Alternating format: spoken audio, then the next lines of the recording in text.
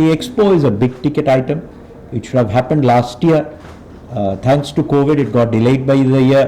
I think Dilip has explained that that's why it's still called Expo 2020.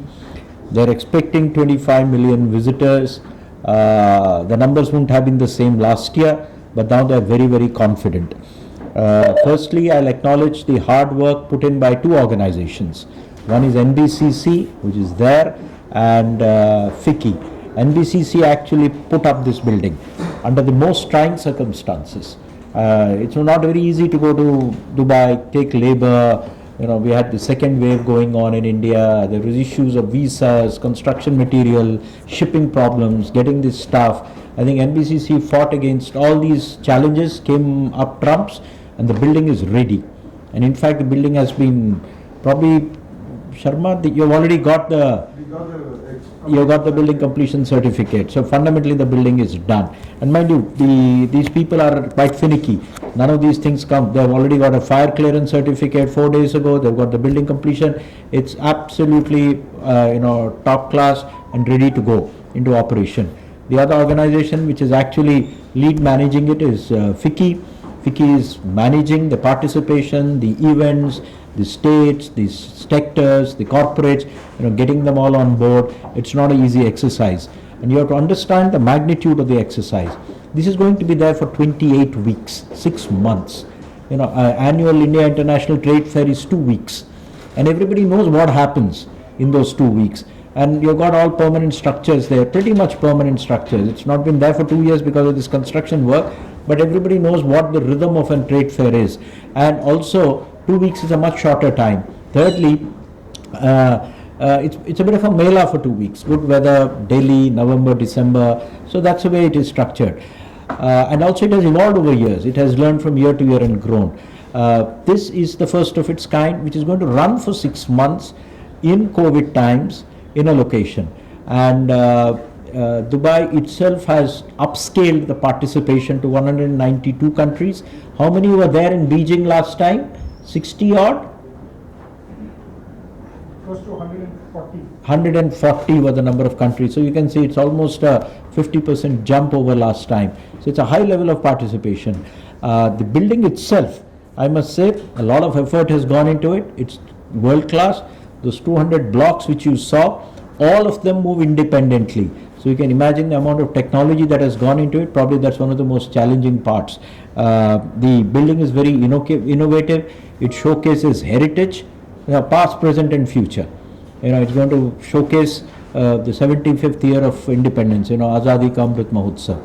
It's going to showcase what's so great about a country in the past, the great journey we are on, and what are the dreams and ambitions every average Indian has for himself or herself.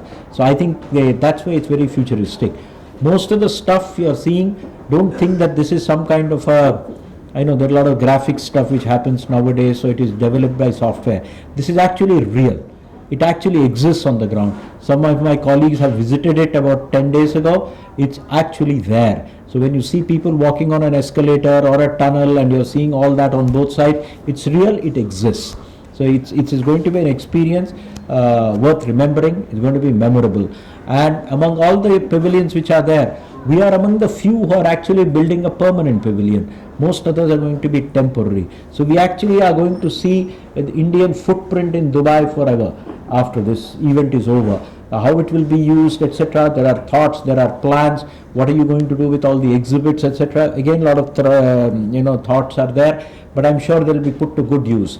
A lot of effort has gone into designing what is inside. So what you're seeing is actually months and months of effort which has been going on. It's absolutely stunning. I have seen some of the trial. What you've seen is a video of the building and how it looks inside. You have actually not seen the software that is going into it, and I've seen some of them. It actually transports you into some other world, and I think that's going to be the thing. Anybody who enters this pavilion will be lost for 3 to 6 hours. Each part of it is very, very interesting, charming, and it's there. The other is the high level of interest, enthusiasm and participation. We've got almost all the states and union territories of India participating. They've all been given 1 to 2 weeks depending on their choice.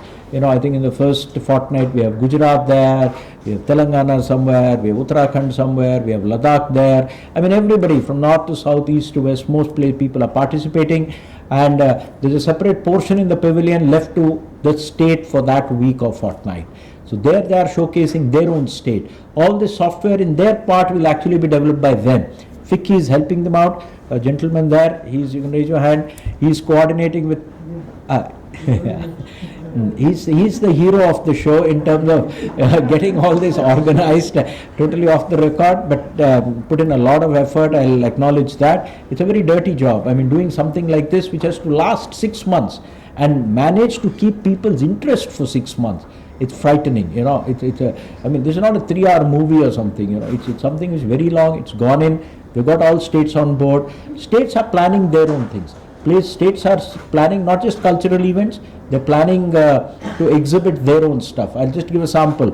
One particular state will have a green technology day on one day, there'll be a renewable energy on another day, or industrial investment promotion on another day, or agri and agri exports on another day. So they're all having their own themes, suppose you're there for 7 days or 14 days, you've got daily programs that have turned up. A lot of VIPs are going to go there. I can't name names now, but I think all this will come into public very soon. But we know that there are chief ministers who will be visiting. It's a top class thing as far as they're concerned to showcase their states. I have heard that large number of MOUs are going to be signed there because you're not the only country. You've got 190 countries going on there. So I think that there's a lot of, it's very easy. So it's not somebody traveling all the way to India or somebody traveling from India elsewhere. Everybody is available within that campus, that mini city which has come up. Similarly, we have a large number of departments participating. It's almost 30 odd departments have been roped in. They will be having 1 to 2 weeks each. Now it's not that they have been randomly chosen. As it's shown in the presentation, the World Expo authorities have actually decided themes for the entire expo week by week. So if they are doing something on environment, our environment people are there. If they are doing something on urban, our urban people are there.